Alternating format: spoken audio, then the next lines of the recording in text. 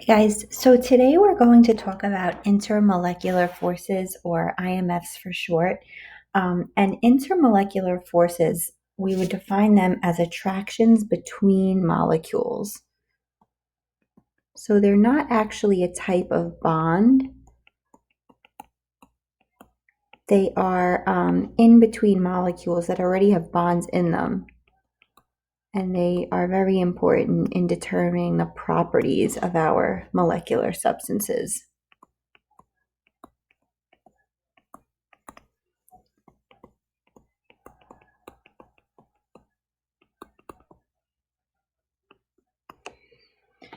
Okay, so if I take a look at this diagram, guys, so I have 5 water molecules here. So inside of the water molecules, like the H being attached to the O, those are covalent bonds.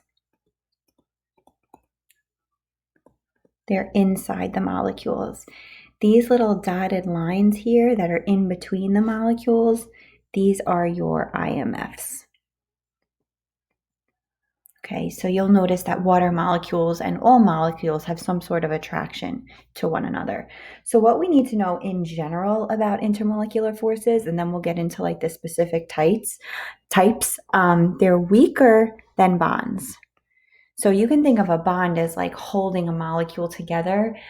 These IMFs, these are just like attractive forces, and attractive forces are easier to break than bonds themselves. They determine boiling points.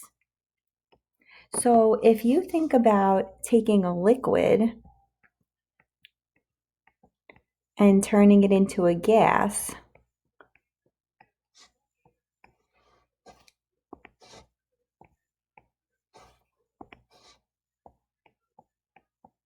right? You're trying to spread the molecules apart. If those attractive forces are very strong, it's going to take a lot of energy to spread the molecules apart. So if something has strong IMFs, boiling points are going to be higher.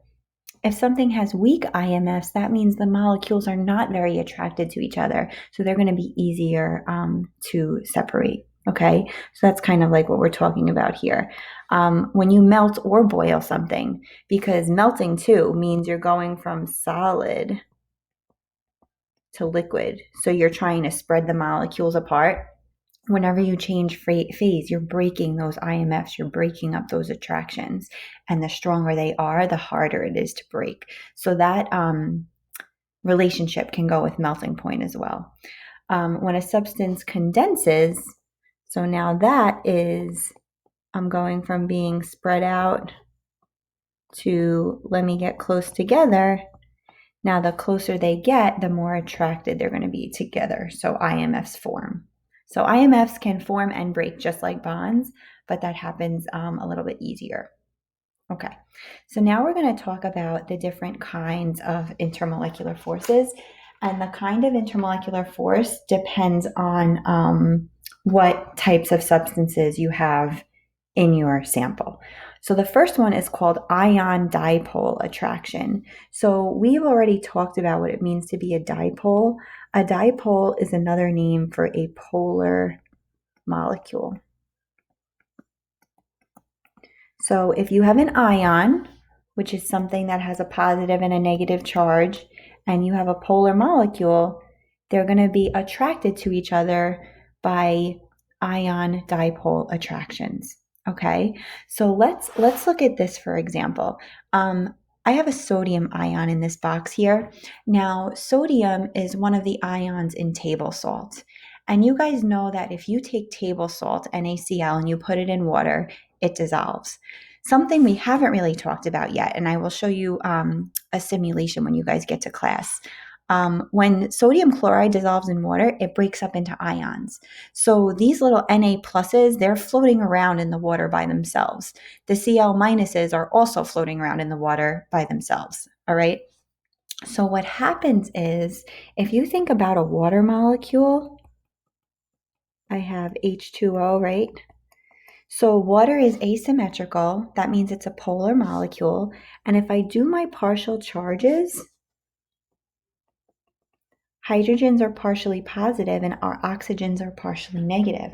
So what's going to happen is my water molecules are going to turn so that the oxygens, now I'm drawing water like Mickey Mouse, the oxygens are going to be facing the sodium ions and they basically like surround them and pull them apart.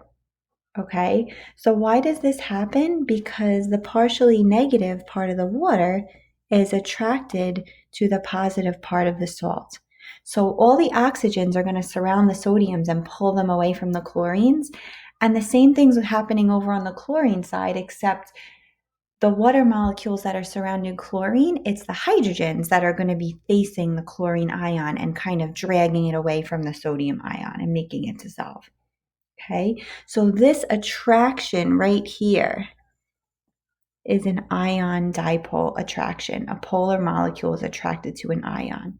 So written as an example, if this was like a multiple choice question, which of these substances can possesses ion dipole attractions, you would want to look for something ionic like NaCl with the symbol AQ next to it, which means it's in water, which we know is a polar molecule. Okay, so that is one type of intermolecular force. Our next type of intermolecular force is dipole-dipole attractions. And if you guys look at the name of the intermolecular force, it gives it away. We just said that dipole means polar. So dipole-dipole is attractions between polar molecules. So instead of having an ion and a polar molecule, now I have two polar molecules and they're attracted to each other. Okay. So if I look at the example here, guys, I have HCl, which is a polar bond.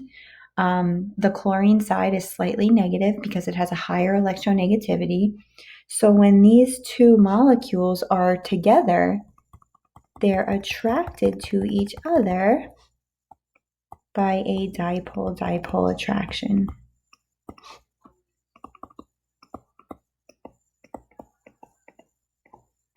Okay, so that's what's holding them together. Now, as far as strength goes, dipole-dipole is weaker than ion dipole because you want to think about the charges. These are partially positive and partially negative charges being attracted to each other, where in ion dipole, I have a partial negative, but it's being attracted to a full positive, a +1 charge. So the more polar or more ionic character the substances have, the more tightly they're going to be attracted to each other. So this one isn't as strong. Okay, this is just another diagram showing dipole-dipole attractions. We can see the red lines or the solid lines because your paper isn't in color, are opposite charges being attracted to each other, right? And my dotted lines are when the negative particles, negative and negative or positive and positive, when they get too close to each other, they're going to repel each other. Okay, so as these molecules are moving around, we have all of this going on. And because they're polar, we call it dipole-dipole attractions. Okay, now hydrogen bonding. If something is a polar molecule, before you can say it's got dipole-dipole attractions, you have to check to see what kinds of elements are in the compound. And if there's an H in the compound with either an F, an O, or an N, then you're not being specific enough to say it's a dipole-dipole force. You want to say specifically that it's hydrogen bonding. Unfortunately, hydrogen bonding is not a bond. So it's got the word bonding in it, but it's not a bond. It's an intermolecular force, and it's very, very, very, very strong. So we want to look at this. So this is a molecule, HF, right? So it's got H in it with F, O, or N. So in this case, it's got an F with the H. Okay. So these partial positive and partial negative signs, they're making a very big dipole moment. These are very polar molecules. And we actually should have labeled. Let's go back to HCl. This is a dipole too, but as far as how big, it's like a moderate dipole moment. So it's a polar molecule, but there have been electronegativities that have gotten together that are more different than that. So the more different your electronegativities are, the stronger your partial positive and negative charges are going to be, and the more attracted the molecules are going to be to each other. So this represents a hydrogen bond, which you see is not a bond at all because it's not in the molecule, it's between the molecules. So the H is going to be attracted to the F in the other molecule, and because it's strong, these molecules are going to be very close together. So now, one really important thing, guys, of like what we love to ask about as far as like hydrogen bonding go is water. Water has H with an O in it, so it fits the description for hydrogen bonding being present. So I want you guys to take a look at this chart. This chart shows you the boiling points of hydrogen bonded to group 16 elements. And you see, as you go down on the periodic table, the boiling points get higher. So that's like your trend, except for random water up there that has a ridiculously high boiling point compared to the rest of the elements in group 16. So you want to think, okay, if my molecules are super attracted to each other, it's going to take a lot of energy to separate them and turn them into a gas. So the boiling point is going to be very high. Okay. So here are other examples of molecules that have hydrogen bonding, just other molecules that have either H with O or N or F in them. And a way to help you remember that, hydrogen bonding is fun. Get it? Like fun, but with an O. So you can remember those are the elements that you need. And it shows how the different molecules are attracted to each other. Those red dots represent that attraction. Okay. So hydrogen bonding actually helps us understand when you think about phases of matter, we always say that the solid form of the matter is going to be more dense than the liquid because in a solid, your particles are more closely packed together than in your liquid. So you would expect a solid to sink in a liquid, right? With water, it's the opposite. If you put ice in water, the ice floats, which means the solid form of water is less dense than the liquid form.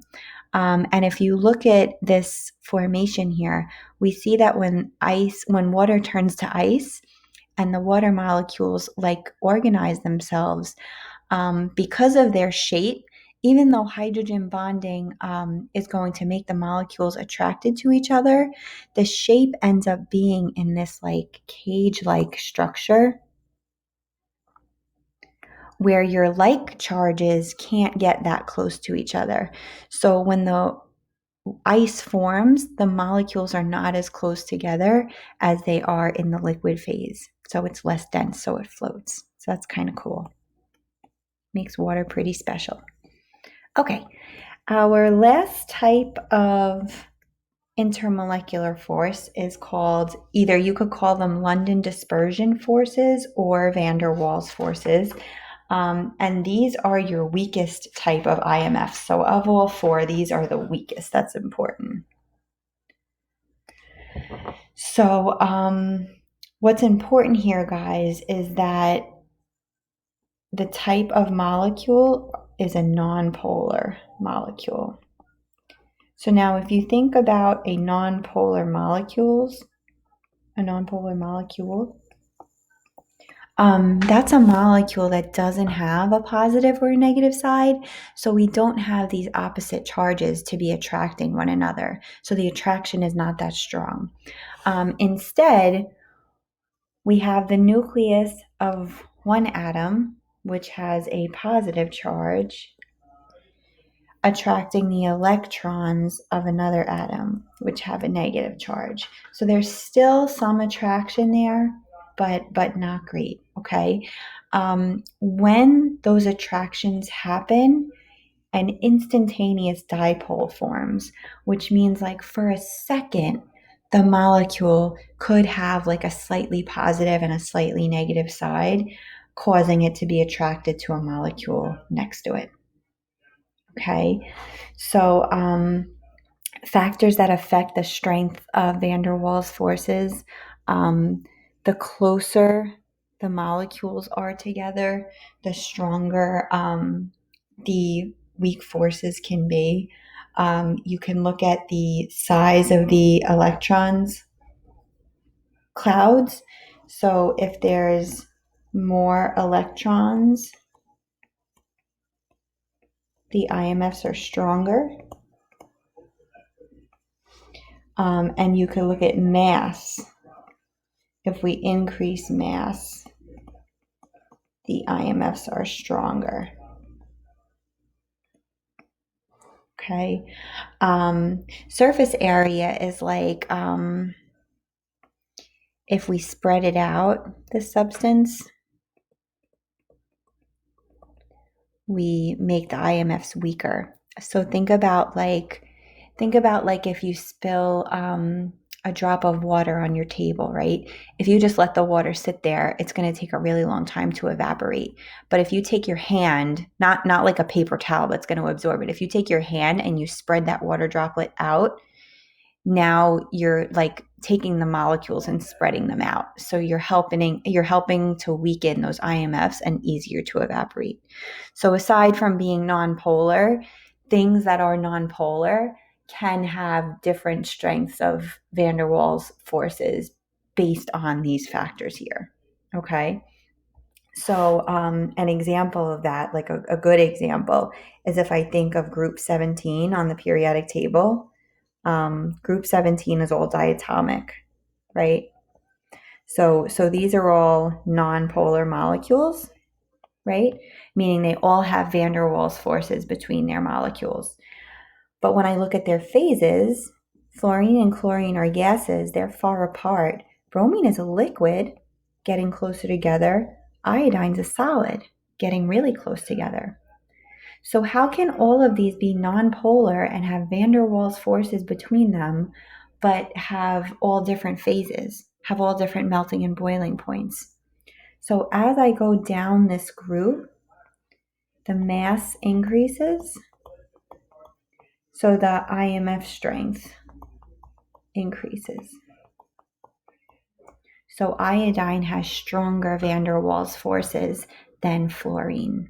They're more attracted to each other, which makes them solid. Okay.